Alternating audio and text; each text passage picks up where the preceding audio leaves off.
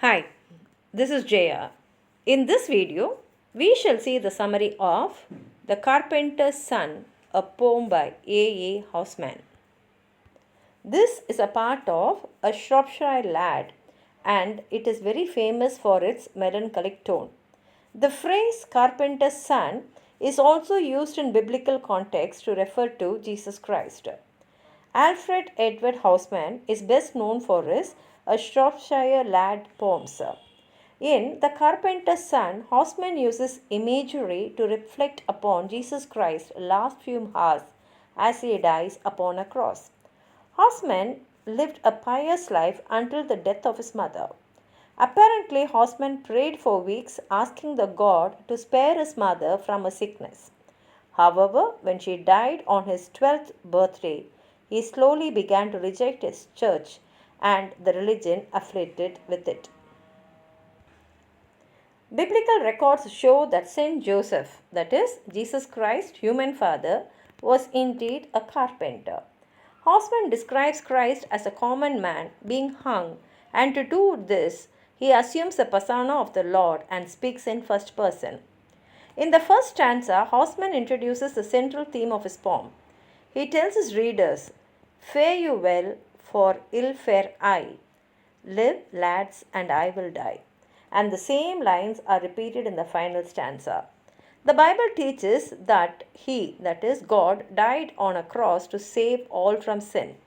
Housman satirizes by saying that Jesus is regretting what has brought him to this end.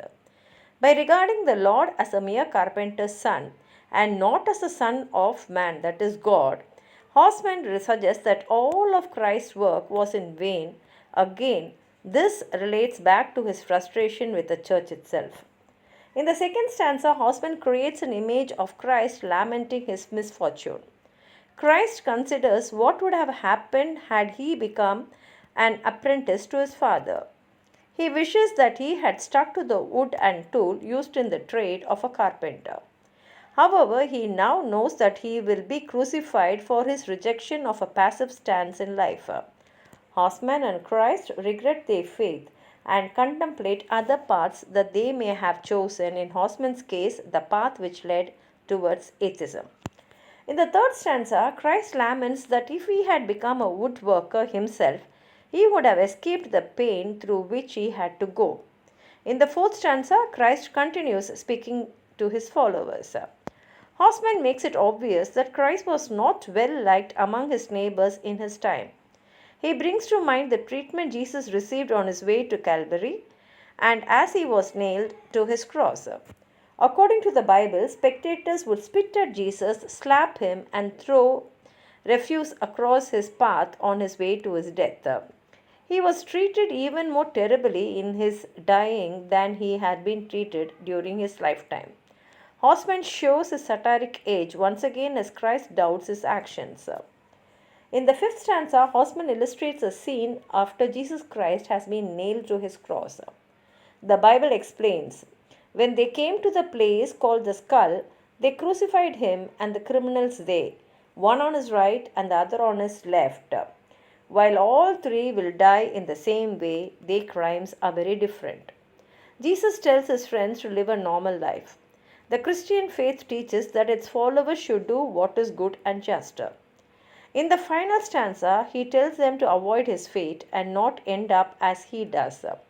In conclusion, he says goodbye once again and asks them to live their lives as they have before as he dies.